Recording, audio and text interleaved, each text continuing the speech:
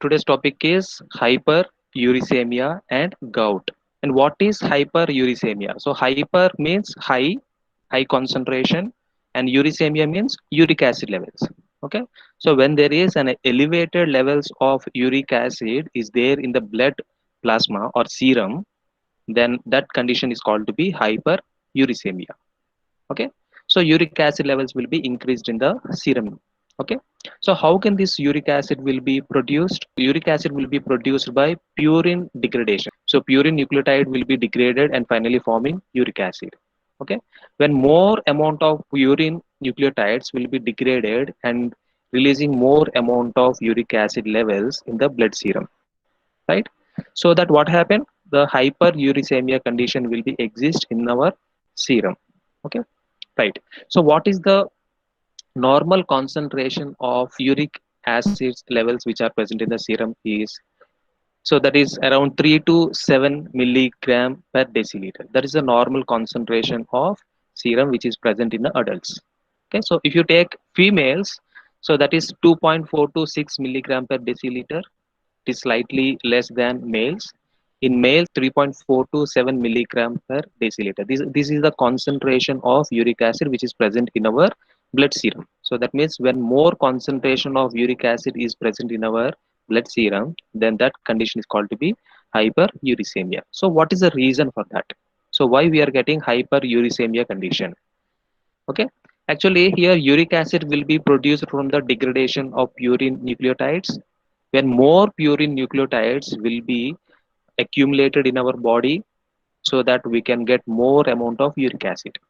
Okay, so when we take purine rich food having overweight, so body is always trying to take more biomolecules from the food sources. Okay, there are four important causes for hyperuricemia. The first one is, so when we take purine rich food, okay, which consists of high amount of purine levels in that food, so when we consume it, then there is a chance of getting accumulation of purine nucleotides. So those purine nucleotides will be getting degraded in our body and finally giving more amount of urine levels in the serum. Okay, so that's why we need to avoid purine rich food. And the second one is overweight. So when we are overweight, okay, then the purine metabolism will be increased in our body, so more uric acid levels also will be increased. And diabetic, if you are diabetic, so then you will be getting more insulin levels, so more insulin will be consumed, so that it is there is a link between diabetic patients and uric acid levels in the blood serum. And when we consume diuretic drugs, so that medication is also giving indirectly that increased level of uric acid levels in our blood serum, right? So these are the four important causes of hyperuricemia. So here we have two types of hyperuricemia, that is primary uricemia and secondary uricemia. The primary uricemia, so here we can get overproduction of uric acid, so which is mainly due to an inborn effects. Okay, so this is innate defect, that is inborn errors. So generally these are mainly due to the genetic problems in the children, right? So this is inborn defect in purine metabolism, right? So this is mainly due to two important reasons. The first reason is, in those children generally they are having the lack of feedback regulation mechanism of purine metabolism.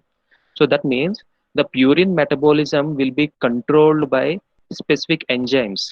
Okay, so those enzymes are not sufficiently produced in those children, so that purine metabolism will not be controlled. It is mainly due to the genetic reasons. So that is called primary hyperuricemia. Here we can see overproduction of uric acid levels. Okay, and the second reason here is, there is a syndrome called Lesch-Nyhan syndrome. Write down Lesch-Nyhan syndrome. So due to this syndrome here, so what happens? So the deficiency of HGPRT enzyme is there. So this HGPRT enzyme is very essential for recycling of RNA and DNA, right? So generally purine nucleotides will be useful for formation of RNA and DNA. right? So here when there is a deficiency of HGPRT, right, when there is deficiency of HGPRT, so what happened here? So recycling will not be taken place, so that more amount of purine nucleotides are available in our body, and these purine nucleotides will not be helpful for formation of RNA and DNA. Okay, so when more purine nucleotides are present in our body, so those nucleotides so will be finally converting into uric acid and giving more amount of uric acid in our blood serum, right? So that's why here this HGPRT levels, HGPRT enzyme has to be controlled. But in this primary uricemia condition, so generally children doesn't have the sufficient amount of HGPRT enzyme. So that enzyme is not produced in those children due to an X chromosomes. So it is a sex-linked metabolic disorder. Lesch-Nyhan syndrome is a sex-linked metabolic disorder. In those children, they are lacking of few important genes. So those are responsible for formation of HGPRT enzyme. Okay, so due to lacking of HGPRT enzyme, so here nucleotides will be accumulated in our body, and those nucleotides will not be useful for formation of RNA and DNA, so that these purine nucleotides will be finally degraded and finally converting into uric acids.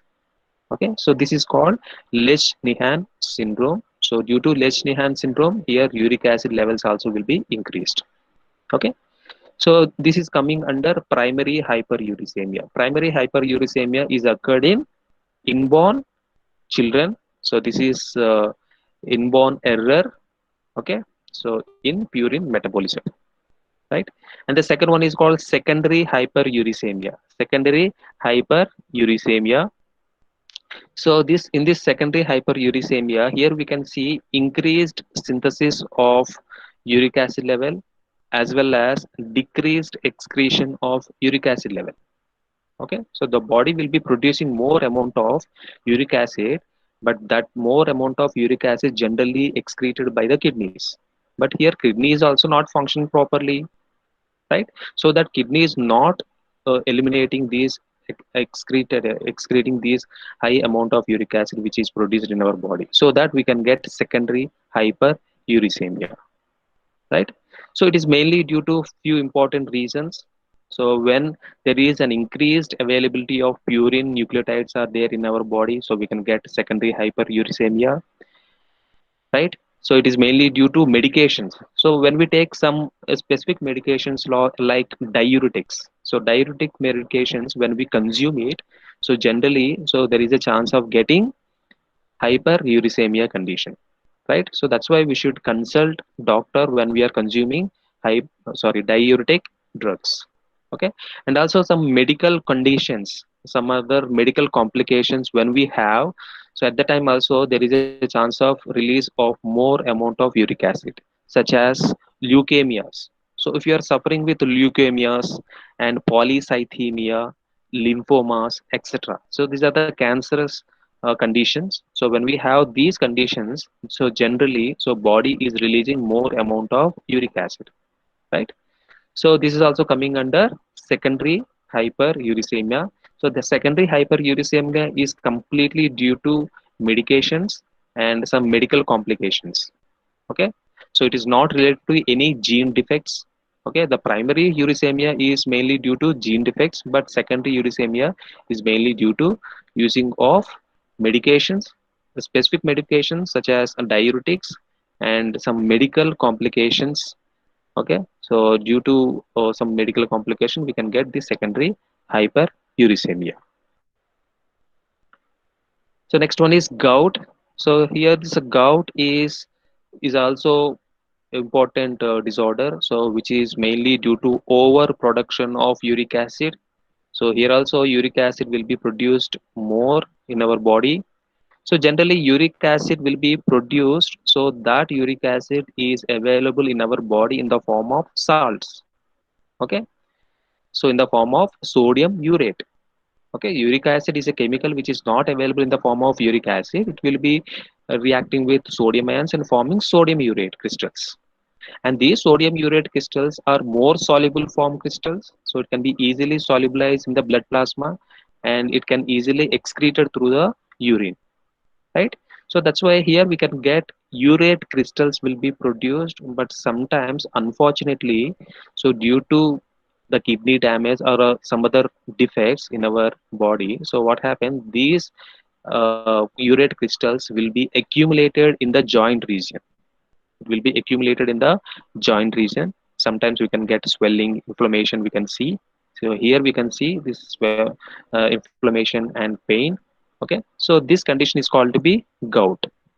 Okay, so what is happening in the gout? In the gout, so generally more accumulation of uric acid, urate crystals will be occurred at the joint region.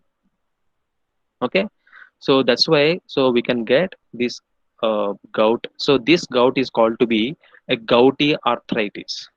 So generally arthritis will be coming, will be affecting the joint region, right? So here also joint regions will be affected by these uric acids. So that's why this is called gout arthritis.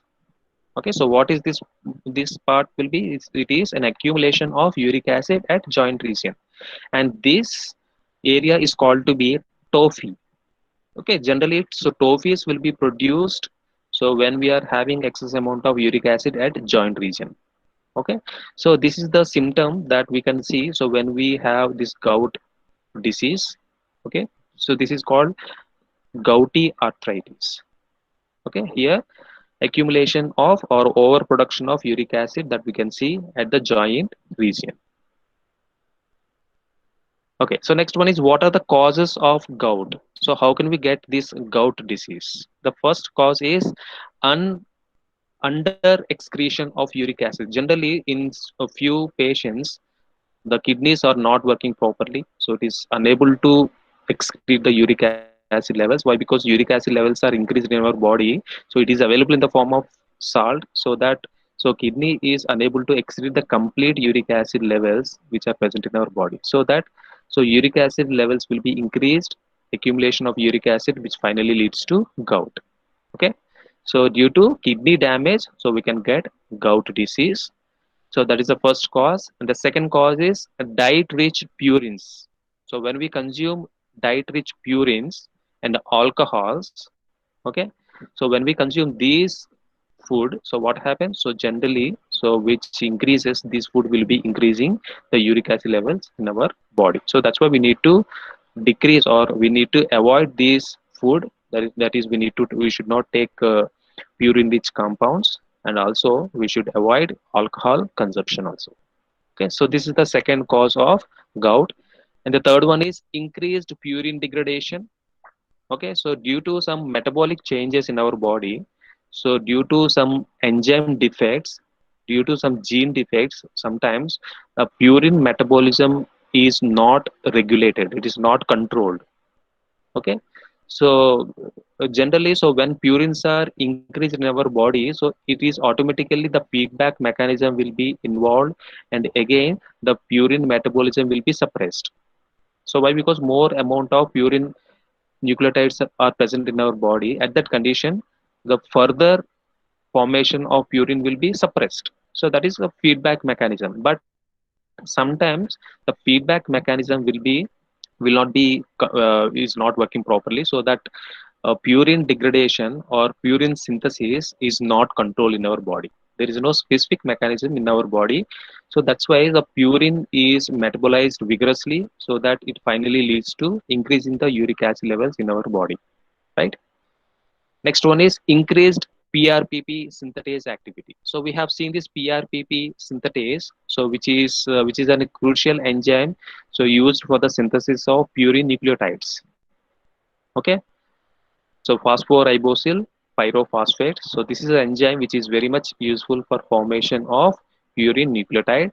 But when this accumulation of PRPP synthetase enzyme, so which increases the purine nucleotide formations, okay, so which increases the synthesis of purine nucleotides, so that more purine nucleotides are available and more degradation of purine will be taking place, and more formation of uric acid levels in our blood serum, right? So this is the fourth cause. And here the second next final cause is the deficiency of hgprt activity. So as I told you, hgprt is the enzyme which is very much useful for recycling of building blocks of rna and dna, right? So that is not happening here. Why? Because due to deficiency of hgprt. So what is hgprt? Write down. hgprt means hypoxanthine guanine phosphoribosyl transferase. Hypoxanthine guanine phosphoribosyl transferase, right? So this enzyme is very much helpful for formation of RNA and DNA. But what happens? So here in gout conditions, what happens? This enzyme is deficient. It is lacking of this enzyme, so which finally leads to formation of uric acid. Why? Because the purine nucleotides will not be utilized for formation of RNA and DNA, and those purine nucleotides will be there in our body only, so that these purine nucleotides will be degraded and getting converting into uric acid levels, right? So that's why here this hgprt enzyme is very much important enzyme in our body to control the purine metabolism, right? But unfortunately in gout patients, so here the partial production of hgprt or sometimes lacking of hgprt activity, which finally leads to gout disease. Here this hgprt is functioning in the three ways. The first one is when there is a deficiency of hgprt enzyme, so which leads to increase of hx and g. What is hx? Hypoxanthine. When there is a deficiency of hgprt, so hypoxanthine levels will be increased, as well as guanine. G means guanine levels also will be increased. So we have seen in degradation of purine nucleotides, hypoxanthines and guanines are useful for formation of uric acid. Okay, so during the degradation of purine nucleotides, we have seen these two products, hypoxanthine and guanine. These are very essential for formation of uric acid, right? But here, due to lacking of hgprt enzyme, so generally, so these hx and g levels will be increased in our body, so that more uric acid will be produced. So this is one of the reason for a gout. Okay, so when there is a deficiency of hgprt enzyme. And the second reason is here when there is a deficiency of hgprt, here accumulation of prpp will be occurred.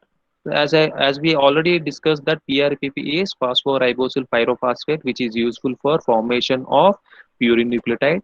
So it will be used for the anabolic pathway of purine nucleotide, right? So here accumulation will be taken place, accumulation of PRPP will be taken place, so which finally increases the purine synthesis. So when there is the purine metabolites will be increased in our body, so which finally degraded and finally increasing the concentration of uric acid levels in our body, right? So this is the second reason of hgprt deficiency. When there is a deficiency, so which increases the uric acid levels. And the third reason is when there is a deficiency of hgprt, so which decreases the imp and gmp. What is imp and gmp? So inosine monophosphate and guanosine monophosphate. So these are the purine nucleotides. These are purine nucleotides. So when there is deficiency of hgprt, so here the decreasing the amount of imp and gmp will be produced, right? So when there is a purine nucleotide will be lacking in our body, generally body is trying to synthesize more purines. Okay, why? Because purines are very essential in our body, so that's why body is trying to synthesize more purine nucleotides, so that so more purine nucleotide will be activated, so purine synthesis will be activated, so more purine synthesis will be occurred in our body, so more purine will be degraded in the coming reactions, and it will finally leads to increase the concentration of uric acid levels, right? So what is actually happening here? Due to deficiency of hgprt, the finally uric acid levels will be increased. Okay, so these are the five important causes of gout disease, right? So next one is treatment. So how can we treat this gout disease. Okay, so these are the drugs which will be useful for treating gout disease. The first one is colchicine. So colchicine will be useful for reducing the inflammation. So it will be useful for decreasing the swelling of at joint region, right? So this is the initial drug that when we take initial condition, right? But when the condition is worst, then we can go for allopurinol. So allopurinol, which will be inhibiting uric acid synthesis. This is the main important drug that we are using for treating gout disease. Okay, so what is this allopurinol will do? So it will be inhibiting the uric acid synthesis. Uric acid will not be produced, it will not be synthesized in our body. Why? Because there is an allopurinol drug, so which will be inhibiting uric acid synthesis. Okay, and the third one is low purine diet. So when the patient and the gouty patient should take low purine diet. Why? Because so if they consume more purine diet, so generally more purine levels will be increased in our body, and generally these patients are having some defects in the purine metabolism, so that they will be getting more purine metabolism, and they will be getting more amount of uric acid level. So that's why here the purine diet, low purine diet must be taken by those patients. Okay, and they should not consume high purine diet, right? So next one is avoid caffeine and alcohol. So we should not consume coffee and alcohol. So these coffee and alcohol which will be increasing the uric acid levels in our body. And keep hydrated. Why? Because when it is hydrated, so uric acid levels will be diluted, so that it can be easily excreted by the kidney, right? So when we are not hydrated, when we are not taking water, so these urate crystals will be accumulated at the joint region, and kidney is also unable to excrete the urate crystals, so that kidney will be damaged and uric acid levels will be increased in our body, and also urate crystals will be deposited at joint region and forming tophies, and finally it is leads to gouty arthritis, right? So how can this allopurinol drug will be inhibiting the uric acid synthesis? So actually, this allopurinol is a drug, so which is having a structural similarities with hypoxanthine. So this is the hypoxanthine structure, which consists of pyrimidine ring, and imidazole ring, right? So this is the allopurinol structure. So there is a structural similarities are there here in hypoxanthine. At seventh position nitrogen is there, and ninth position nitrogen is there. In allopurinol, eighth position and ninth position nitrogen will be there, right? Due to structural similarities here, allopurinol is also acting like hypoxanthine, right? So here this allopurinol so will be inhibiting the xanthine oxidase. So what is this xanthine oxidase? So we have already discussed in the previous class, xanthine oxidase will be useful for oxidizing hypoxanthine and guanine to form xanthine, right? But this enzyme will be inhibited by the allopurinol. So why? Because allopurinol is having the structural similarities with the hypoxanthine, so that allopurinol will be getting first oxidized. Okay, so hypoxanthine will not be oxidized, but allopurinol will be getting oxidized initially. Why? Because there is a structural similarities are there, so that xanthine oxidase will be useful for oxidizing allopurinol drug, but not hypoxanthine and guanine. So that hypoxanthine and guanine will be there in the blood serum. It is not converting into xanthine, it is not converting into urate crystals.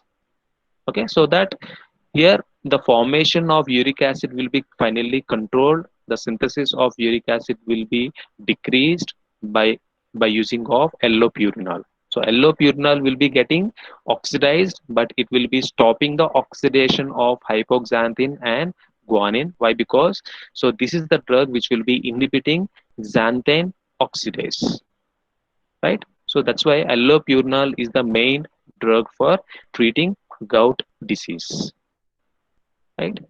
So this is about hyperuricemia and gout.